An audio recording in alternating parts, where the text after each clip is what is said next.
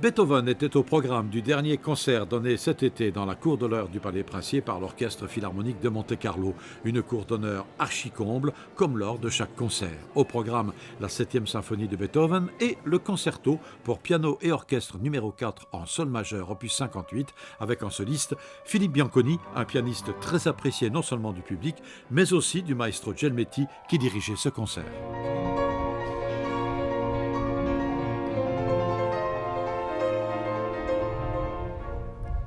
Philippe, c'est quelqu'un comme moi qui aime travailler. Donc même si on a travaillé déjà ensemble, il arrive ici 2 jours avant, on travaille, on refait la chose et je veux travailler avec des solistes. Évidemment, il y a des jeunes solistes que je commence à travailler, etc. Donc, mais toujours un peu comme si on faisait un duo de musique de chambre. Vous voyez. On ne peut pas arriver, se mettre ensemble un jour, on fait comme ça. Non, il faut travailler avec un soliste comme une symphonie.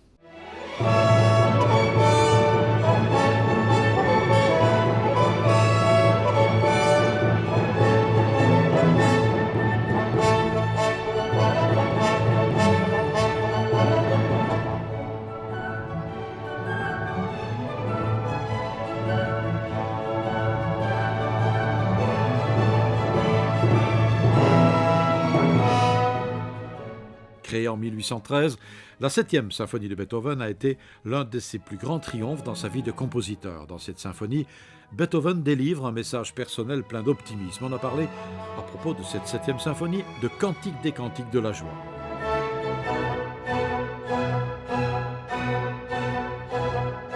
Un vrai chef-d'œuvre, ça dépend, chaque soir, chaque moment, ça change de caractère. Ça change de sa raison d'être. C'est comme l'être humain, comme l'homme, ça change en continuation. Parce que, par exemple, Wagner disait que les derniers mouvements c'était l'apothéose de la danse, etc. Mais on peut voir même une autre chose, une grande provocation dans cette symphonie. Mais on peut la voir aussi comme la joie, on peut la voir de mille façons. Parce que, à mon avis, le beau de la musique, c'est justement qu'il n'a pas de mots. Il utilise des mots ouverts, ça change en continuation, ça change. Donc, vouloir à tout prix lui donner des mots, c'est un peu perdre quelque chose de le grand message de la musique.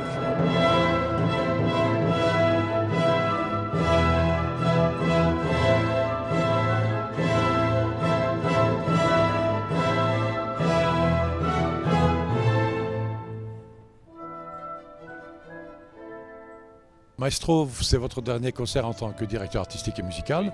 Vous êtes chef honoraire de l'Orchestre Philharmonique. Et puis votre carrière internationale va se poursuivre, j'imagine. Bah oui, au contraire. Je dois que maintenant je commence à avoir un peu de temps, plus parce que dans ces derniers 5-6 ans que j'ai dédié beaucoup de temps à celle que je considère encore mon orchestre, donc parce que ce sera toujours dans mon cœur, c'est comme dire mon pays, mon orchestre, etc. Donc maintenant j'ai un peu plus de temps pour moi de nouveau, donc je n'ai jamais quitté certains orchestres, mais je peux, voilà, par exemple, au Japon, ça fait 3 ans, je suis allé pendant 20 ans, tous les années au Japon. Et maintenant, pendant que j'étais ici, j'avais plus de temps de prendre ces longues périodes parce que, donc, je vais pas seulement reprendre, mais encore peut-être découvrir des choses. Pour exemple, j'ai très peu dirigé en Amérique du Sud, ça m'intéresse, je vais faire une tournée l'année prochaine avec ces orchestres, on m'a dit qu'il y en a des très bonnes, voilà. Et autre chose, j'ai découvert que je n'avais jamais dirigé, maintenant j'ai découvert l'orchestre de Saint-Pétersbourg, c'est quelque chose d'extraordinaire.